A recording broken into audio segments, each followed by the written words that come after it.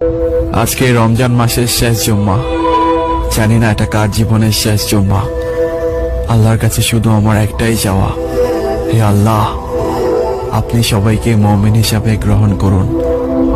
সারা বিশ্ব হেরে যাচ্ছে তাপমাত্রার কাছে, আর তাপমাত্রা হেরে যাচ্ছে একজন রোজাদার ব্যক্তির কাছে। আলহামদুলিল্লাহ।